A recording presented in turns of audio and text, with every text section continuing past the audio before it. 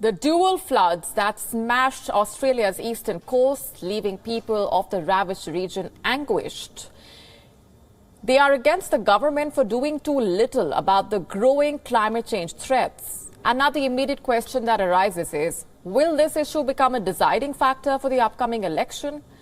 Our next report breaking it down for you.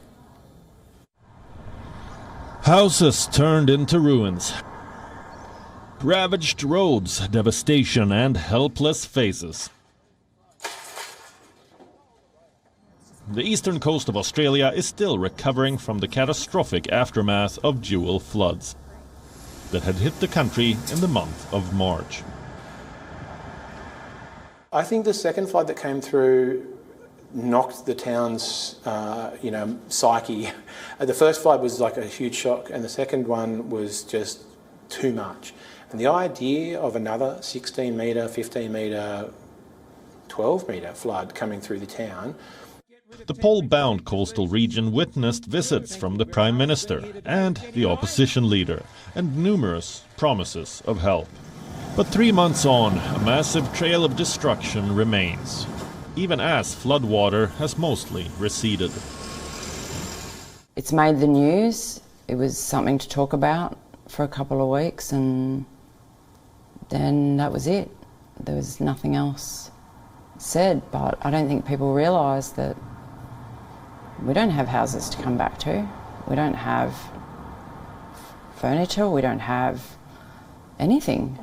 So, I don't know, I think the government should still be helping us to recover, just even help people get back into their house. One room would be helpful. Battered by natural disasters, one after the other, people of Australia now wants climate change to be a part of its election agenda. I hope that people care, but I'm a bit disillusioned as well. So I'm kind of just like crossing my fingers and hoping for the best for next weekend. As the country gears up to vote on Saturday, more than 1,500 citizens of one of the world's wealthiest nations are still trying to fix their ravaged homes. The angry citizens are criticizing government for being slow in cutting down the country's carbon emissions and invest in renewables, as scientists believe that global warming is one of the biggest reasons why severe floods have become a more likely event in parts of Australia.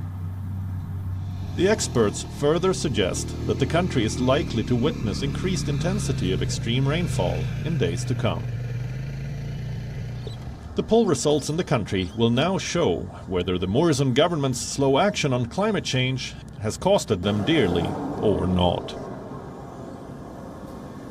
WION now available in your country. Download the app now. Get all the news on the move.